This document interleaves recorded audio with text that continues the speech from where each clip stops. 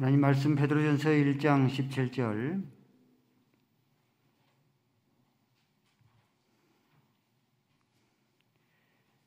외모로 보시지 않고 각 사람의 행위대로 심판하시는 이를 너희가 아버지라 부른즉 너희가 나그네로 있을 때에 두려움으로 지내라.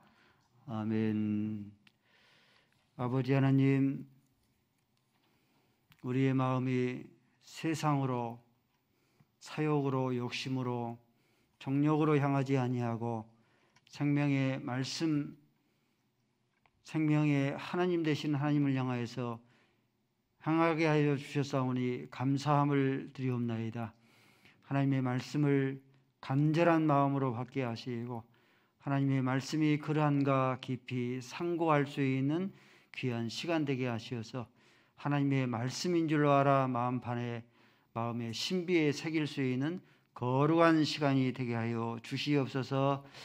예수 그리스도의 이름으로 기도 올리옵나이다. 아멘.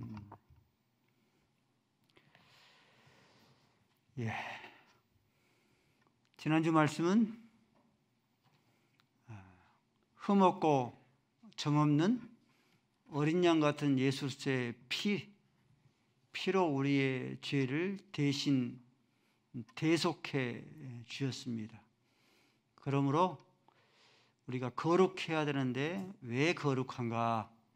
왜 거룩해야 되는가?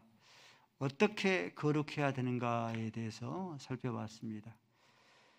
오늘 말씀은 지난주에 시간상 함께 이어졌던 말씀을 다 살필 수 없었는데 오늘 17절 말씀을 중심으로 예수의 피 묻은 복음으로 구원을 얻은 성도는 어떠한 삶을 살아야 되는가에 대해서 살펴보도록 하겠습니다. 17절 한 말씀 계속해서 살펴보도록 하겠습니다.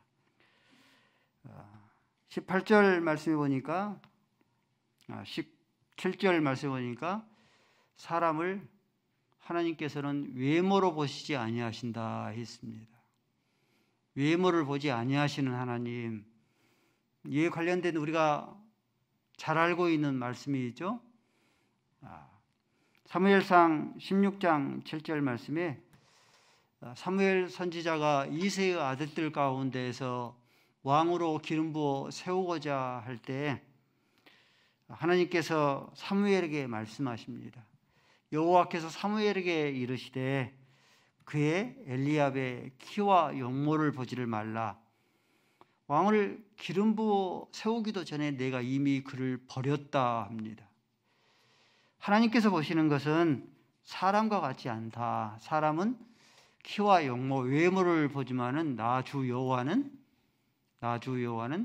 중심을 본다. 사람의 중심을 보신다.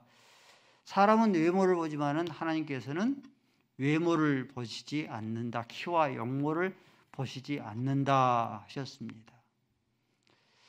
하나님의 형상, 우리가 3차원적으로 생각하는데 사람의 몸을 입고 이 땅에 하나님이 어떠하신 분인가 계시해 주셨죠. 하나님께서 사람의 몸을 입고 이 땅에 오신 예수님의 외모는 어떨 것 같습니까? 외모가 출중할 것 같습니까? 왜소할 것 같습니까? 여기에 대해서 이사야서 53장 2절 말씀에는 이렇게 증거합니다. 그는 예수님은 주 앞에서 자라나기를 연한 순 같고, 어떤 뜻이에요? 연한 순 같다. 갈대와 같이 조금만 바람이 불어도 꺾어질 것 같다 하는 그런 뜻이죠. 연한 순 같고, 또 마른 땅에서 나오는 뿌리 같다. 여러분들 마른 땅, 척박한 마른 땅에서 나오는 칡뿌리 보셨습니까? 얼마나 황폐합니까? 볼품이 없죠. 예수님 그러신다는 것이죠. 또 예수님은 고운 모양도 없고 풍채도 없은즉 우리 보기에 아름답게 흠모할 만한 것이 없도다. 하나님이신 예수님 하나님이신데 그 외모가 고운 모양도 없고 풍채도 없었던 거예요. 사도 바울 우리가 존경을 하는데 사도 바울의 외모 여러분들 어떨 것 같습니까? 사도 바울의 외모를 한번 봐볼까요? 그림? 영상 안 보내드리는가요? 디오니시우스 수도원이 있습니다. 디오니시우스 수도원이 있는데 그 수도원에서 벽화에 그려진 그림인데 영상이 안 뜨는데 그 벽화를 보면은 사도 바울이 대머리예요. 또 곱슬머리입니다. 사도 바울의 외모가 예수님처럼 고운 모양도 없고 풍채도 없었던 겁니다. 터키 주 전도 사역지였는데 이고니온에 사도 바울의 초상화가 거기가 걸어져 있습니다. 사도 바울의 외모가 범상치 않는 얼굴에 풍기는 것이 범상치 아니하는 고약함이 담겨져 있어요. 베드로의 초상화 외모 여러분들 어떨 것 같습니까? 역시 렘브란트, 화가 렘브란트가 1635년에 베드로의 초상화를 그렸는데 베드로의 초상화 속을 보면은 베드로의 얼굴이 수심으로 가득 차 있고 주름으로 가득 차 있는 이 노친네의 그런 모습으로 묘사됐습니다. 구약의 선지자 가운데 엘리사 선지자 외모 어떻습니까?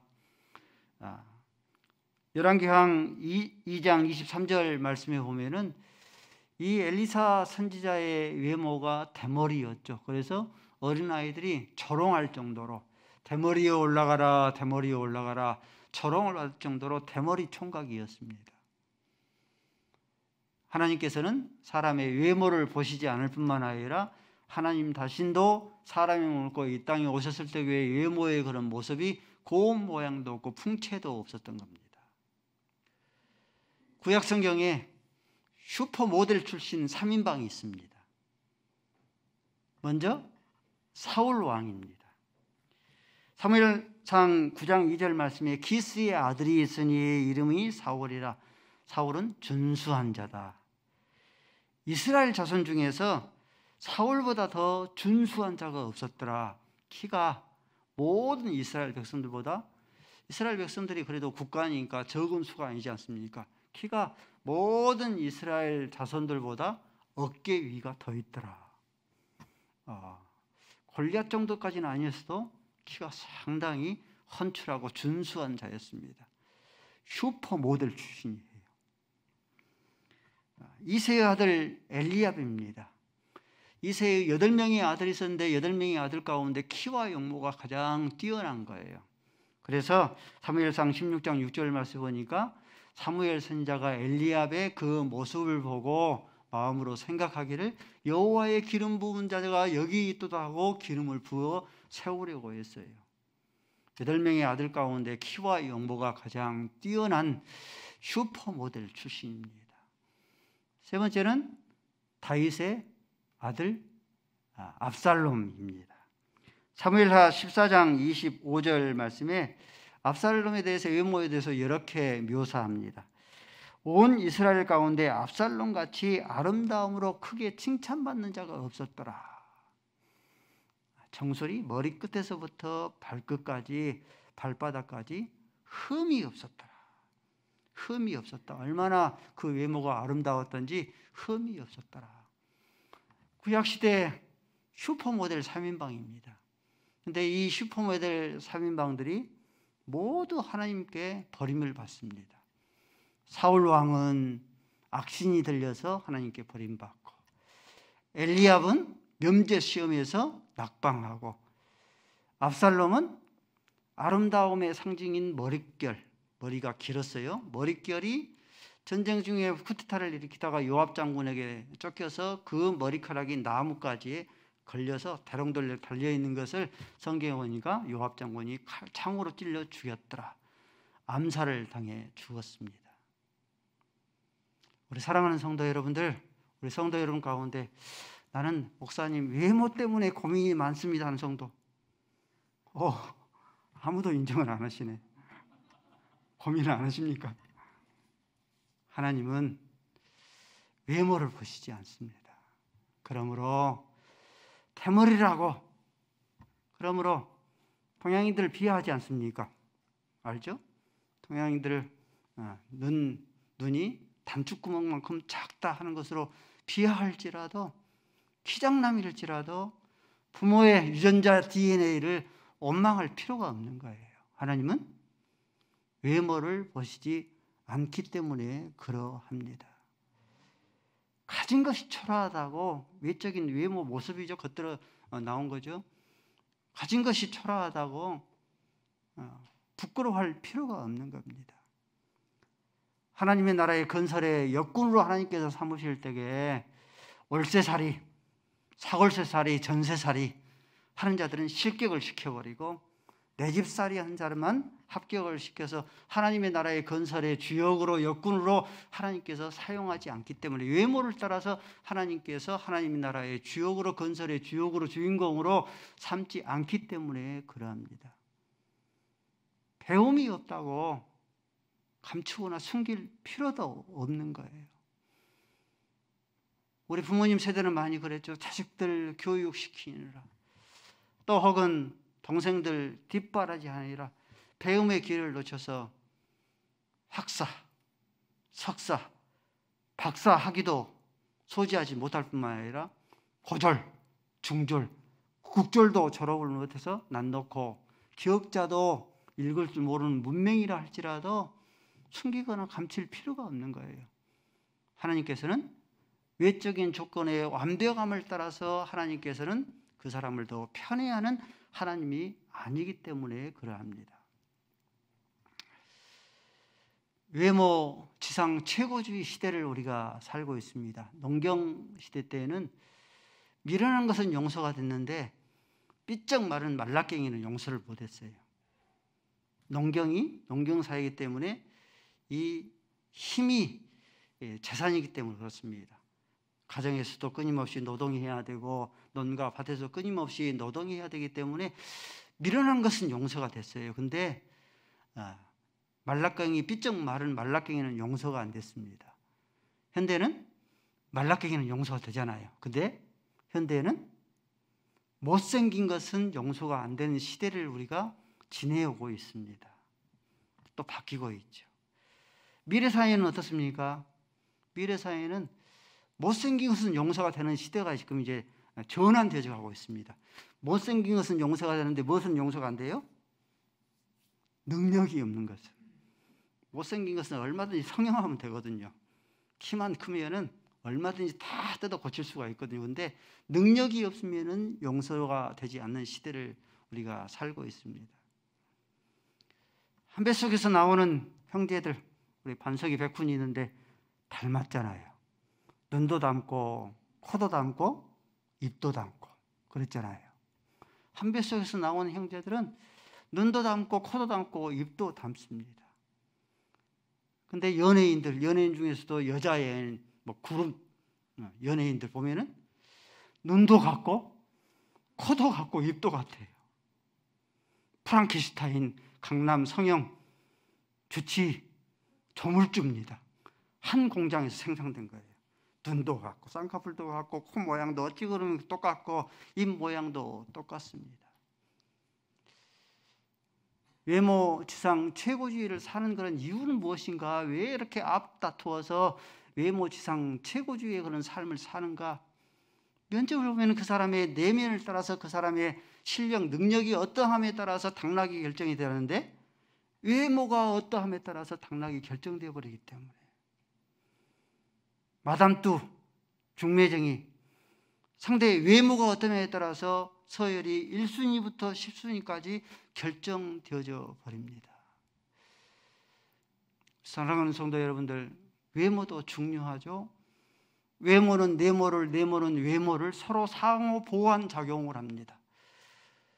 외모는 내모를, 내모는 외모를 서로 상호 보완 작용하기 때문에 서로 중요해요. 그러나 외모도 중요하고 외모도 중요하다면 하나님께서 보시는 것은 외모가 아니라 우리의 내면 세계, 우리의 내면 세계이기 때문에 우리가 외모를 성형하기보다는 우리의 내면 세계를 끊임없이 성형해 갈 수 있어져야 합니다.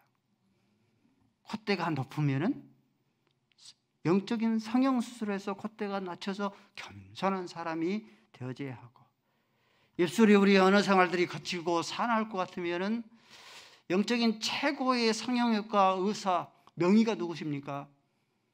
성령 하나님이시죠. 성령 하나님께서 우리의 거칠고 모난 이 언어 생활 입술을 다듬어서 잘 이쁘게 만들어 갈 수 있어져야 하고, 뿐만 아니라 우리의 양심이 악한 양심, 우리의 양심이 불량한 양심, 우리의 양심이 화인 맞은 양심일 것 같으면 성령 하나님께 끊임없이 호소해서 우리의 양심을 선량한 양심으로, 착한 양심으로 끊임없이 영적인 성형, 우리의 내면 세계를 끊임없이 다져갈 수 있어야 합니다. 하나님께서는 외모를 따라서 하나님 자신도 수려한 외모를 입지 아니하셨기 때문에 사람의 외적인 외모를 보시지 않습니다. 우리의 내면을 하나님께서는 끊임없이 마음의 중심을 살피기 때문에 우리의 마음의 중심을, 우리의 내면 세계를 끊임없이 성령으로 성형해 갈 수 있어져야 합니다. 하나님께서 외모를 보지 않냐고 그러면 무엇을 보시는가? 행위를 보신다 했어요. 행위를 보시고 행위에 따라서 갚으시며 하나님께서 보응하신다. 그 하나님이 누구다? 우리를 그 하나님을 누구라 부른다? 아버지라 불러요. 세상 재판관들은 어떻습니까? 유전이면은, 돈이 많으면은 무죄 선고를 내리잖아요. 무전이면은, 돈이 없으면은 유죄 판결을 내립니다. 세상 불의한 법이죠. 근데 하나님은 어떻습니까? 그가 아무리 유전이라 할지라도, 그가 아무리 많은 것을 가지고 있다 할지라도 행위가 악하면은 유죄 판결을 내려요. 그가 아무리 무전이라 할지라도, 가진 것이 빈털털이 무전이라 할지라도 행위가 선하면은 무죄 판결을 내립니다. 이것이 행위대로 보응하며 행위대로 갚으시는 것이 하나님의 통치의 기반이고 근간입니다. 하나님을 알아가야 되는 것이죠. 그래서 욥기 34장 1절 말씀에 11절 말씀에 사람의 행위에 따라 갚으사 각각 그 행위대로 받게 하신다, 보응하신다, 갚아주신다라고 하는 겁니다. 로마서 2장 6절 말씀에도 하나님께서 각 사람의 행한 대로 보응하신다라고 했습니다. 우리 종교 지도자들 봐볼까요? 이것도 그림, 이제부터 뜨네요. 종교 지도자들 제사장 복장이죠. 머리끝에서부터 발끝까지 쭉 복장을 하고 거리를 활보하고 있으면 얼마나 거룩하게 보입니까? 외모가 그러죠. 근데 그들의 행위가 어떠했는가 하는 것을 살펴보면은 마가복음 13장 38절 말씀입니다.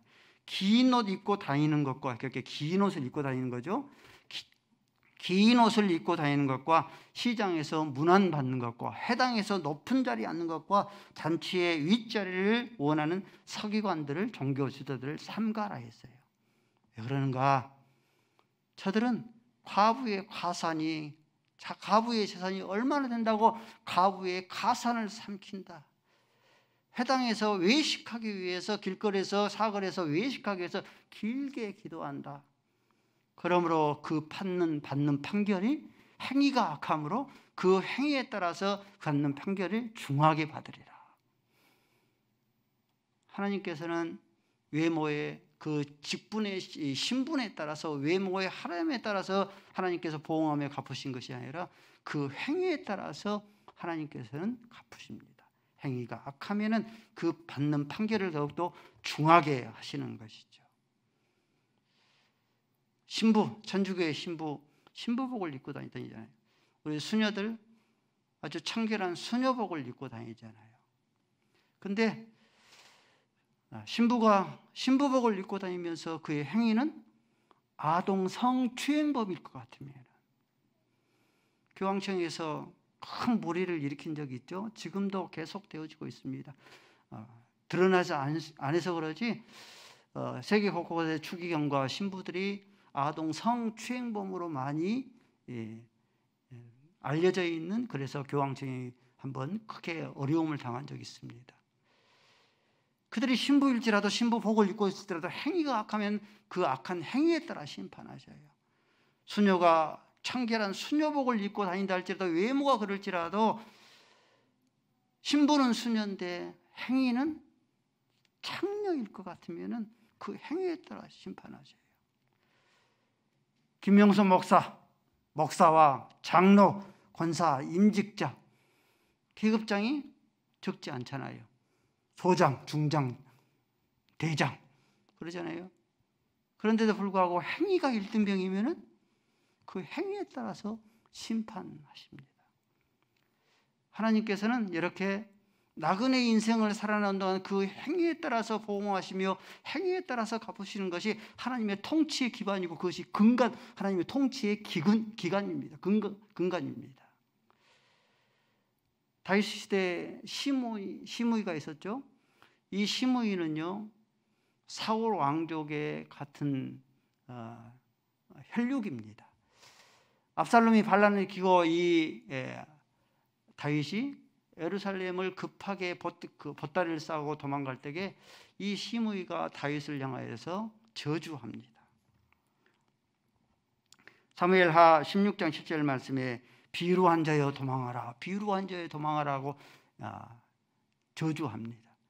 물론 하나님께서 당장 요압 장군이 그를 멸하려 했는데 그러지 말라. 하나님께서 그를 통하여서 말하는지 어떻게 알겠느냐라고 잠잠을 시키고, 즉시로 곧바로 하나님께서 행위에 따라서 보응하지 않았다면 결국은 그 행위에 따라서 하나님께서 보응하셨어요. 성경 말씀에 보면 열왕기상 2장 46절 말씀에 다윗이 죽기 전에 솔로몬에게 유언을 남겨 시므라는 자가 있다. 그가 가택연금이 아니고 예루살렘에 연금을 당하도록 합니다. 그래서 만약 예루살렘을 벗어나면은 네 죄에 따라서 네가 죽임을 당하리라, 왕과 연금을 당해요. 근데 시므이의 종이 가드로 도망을 자지 않습니까? 그러니까 그를 잡으려고 이 시므이가 예루살렘을 벗어서 가드로 갑니다. 그 소식을 솔로몬에게 알려줘요. 그래서 솔로몬이 그 소식을 듣고 아버지의 유언에 따라서, 다윗의 유언에 따라서 그를 쳐서 처형을 합니다. 나그네 인생을 살아가는 동안 하나님의 통치의 기반은 행위에 따라서 하나님께서는 그 행위에 따라서 보응하시고 갚으시는 하나님이십니다. 행위에 따라서 보응하시며 갚으시는 그 하나님이 우리는 그분을 아버지라고 불러요. 여러분들 어떻습니까? 우리도 자식이 있는데, 부모인데 자식의 행위에 따라서 여러분들 보응하시며 갚으십니까? 어때요? 팔은 안으로 굶지 않습니까?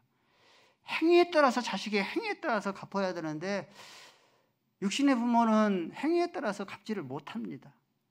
그게 부모의 한계예요. 육신의 한계죠. 다윗 봐볼까요? 다윗은 성경 말씀에 보면 다윗의 아들들이, 자녀들이 있었는데 네가 어찌하여 그랬느냐 하고 한 번도 서운하게 한 적이 한 번이 없었더라. 암논이 이복누이 다말을 범했으니 행위에 따라서 보응을 해야 되지 않겠습니까? 왕이고 아버지고 그러니까 율법에 따라서 40에 하나 감하는 매질을 해야 되지 않겠습니까? 근데 다윗은 행위에 따라서 보응했다 한 것 기록이 성경에서 찾을 수가 없습니다. 네가 어찌하여 그리했느냐라고 서운하게 한 적이 한 번이 없었더라. 이를 앙심을 품고 압살롬이 이 암논을 암살해버리죠. 살인죄 아닙니까, 여러분들?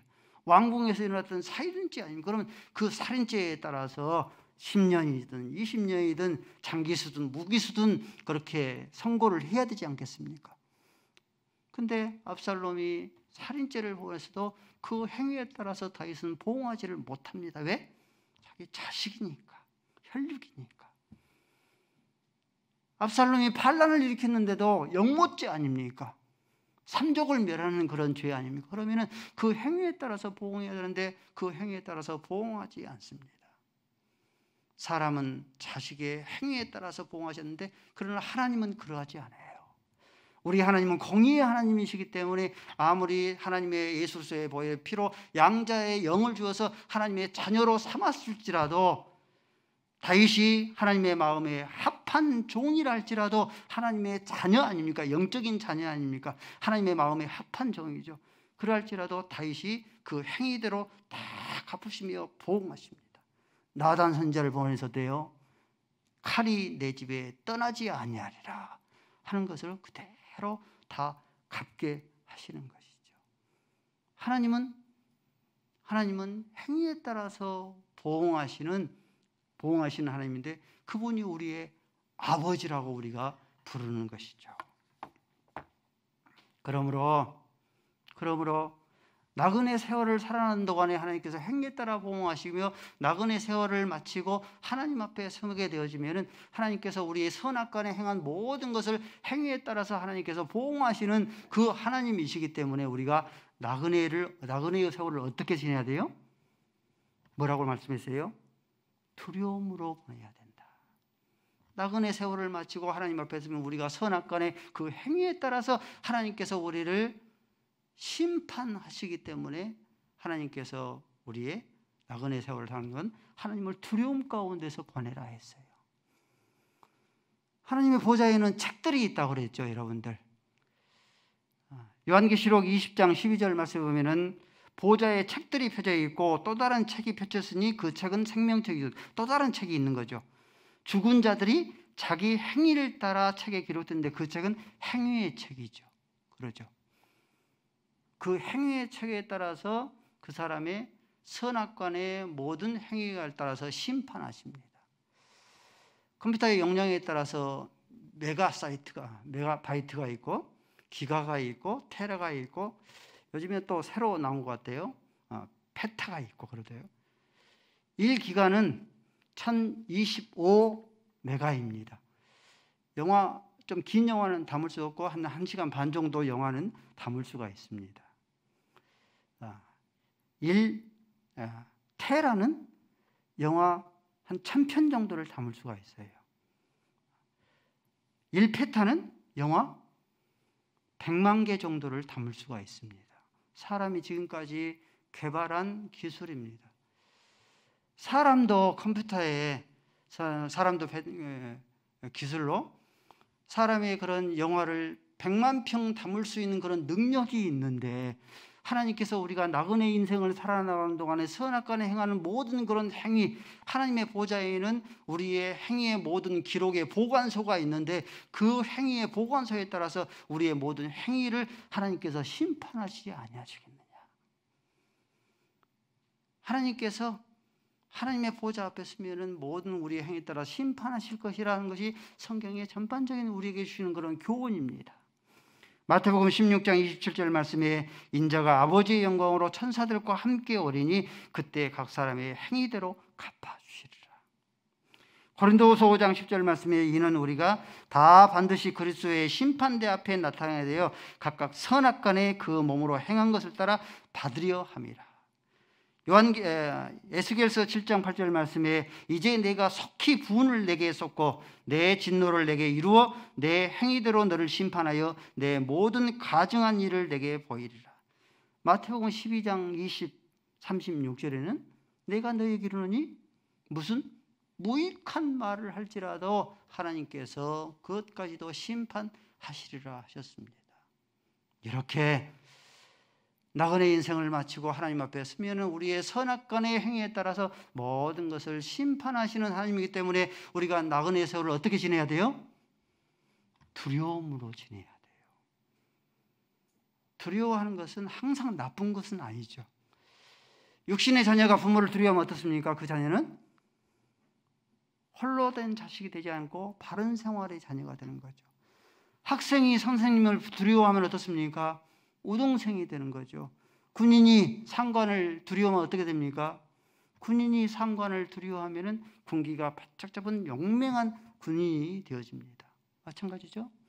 성도가 하나님을 두려워하면 어때요? 두려워하면서 나그네 세월을 지내면은 하나님 앞에 섰을 때에 책망받지 아니하고 칭찬과 자랑과 멸관을 얻습니다. 그러므로 빌립보서 2장 12절 말씀에 그러므로 나의 사랑하는 자들아 나 있을 때뿐만 아니라 나 없을 때에도 항상 복종하고 두렵고 떨림으로 너희의 구원을 이루라. 나그네 세월을 살아가는 동안 두렵고 떨림으로 너희의 구원을 날마다 이루어가라. 아버지 앞에 섰을 때에 우리의 선악간의 행위를 다 심판받아야 하기 때문에 두렵고 떨림으로 너희의 구원을 이루라. 목사님, 나그네 세월을 살아가는 동안 선악간의 행위 중에서 선한 행위보다는 악한 행위가 더 많을 건데 그러면 우리 가운데 구원 얻을 자가 누가 있겠습니까? 김명수 목사도 나그네 세월을 살아나가고 있는데 선과 악 가운데 행위 가운데서 악한 행위가 더 많은데 하나님 앞에 섰을 때 그러면은 불과 유황불로 타는 불못으로 떨어짐을 당하게 될 것입니다. 우리 가운데 아무도 구원을 확신할 수 없게 되는 거죠. 사랑하는 성도 여러분들, 우리의 소망을 어디서 발견해요? 우리의 소망을 예수 그리스도 안에서 우리의 소망을 발견하는 거죠. 요한복음 5장 29절 말씀에 선을 행하는 자는 생명의 부활로 악을 행하는 자는 심판의 부활로 부활한다. 여러분들, 부활은요 믿는 자만 부활한 게 믿지 않는 자도 부활한 거예요. 선을 행하는 자도 부활하지만 악을 행하는 자도 부활해요. 다 모든 인류가 다 부활을 합니다. 다 부활하는데 근데 성도는 천국과 지옥의 심판을 받지 않아요. 이유가 뭐예요? 그 이유는 나그네 세월을 살아가는 동안 우리에게 악한 행실이 있지 않습니까? 죽을 행실이 있지 않습니까? 헛된 행실이 있지 않습니까? 이러한 모든 악한 헛된 행실을 흠없고 점없으신 어린 양 같은 예수의 보혈의 피로 대속함을 입었기 때문입니다. 할렐루야. 이 놀라운 은혜를 하나님 앞에 얻은 바 되었으니 우리가 자유를 마음껏 풀린 자유를 삶을 사는 것이 아니라 두려움으로 하나님을 나그네 세월을 두려움 가운데 보낼 수 있어져야 합니다. 비둘기는요 항상 하얀 깃털을 뽐내며 자랑하면서 그렇게 살아갑니다. 흙탕에 이렇게 더럽혀지기도 하는데 그래도 항상 이 하얀 깃털을 보존합니다. 그 이유가 무엇일까 하고 학자들이 자세히 살펴봤대요. 그랬더니 비둘기 날개에 세척을 시켜주는 그런 용도인 기름이 있답니다. 그것을 끊임없이 불로 해서 그 더러워진 깃털을 끊임없이 닦아내는 일을 끊임없이 행한답니다. 로마서 13장 12절 말씀이죠. 밤이 깊고 낯이 다가왔으니 예수로서 하나님 앞에 다가올 때가 그만큼 더욱더 다가왔으니 너희는 어둠의 일을 벗고 빛의 갑옷을 입자. 이미 모욕한 자는 다시 모욕할 필요가 없고 손과 발을 씻었담이라. 예수의 보혈의 피로 우리의 죄를 끊임없이 씻고 정결하고 깨끗함을 우리가 유지해 나갈 수 있어야 되는 거죠. 요한계시록 2장 19절 말씀입니다. 두아디아 교회를 칭찬하는 내용이에요. 내가 네 사업과 사랑과 믿음과 섬김과 인내를 아노니 내 나중 행위가 처음보다 많도다. 행복한 교회가 믿음이 처음보다 더욱더 많아지는 교회가 되기를 바랍니다. 소망이 전에는 땅에 있는 소망으로 가는데 하나님의 나라의 소망으로 더욱더 많아지는 교회가 되기를 바랍니다. 사랑이 행복한 교회를 사랑하고 성도가 성도를 사랑하고 교회를 사랑하는 예수님을 사랑하는 것이 처음보다 더욱더 많아지기를 바랍니다. 저와 여러분이 우리 행복한 교회 모든 성도들이 하나님의 나라의 사업과 섬김과 우리의 모든 인내가 처음보다 더욱더 많아질 수 있는 두아디라 같은 교회 될 수 있기를 바랍니다.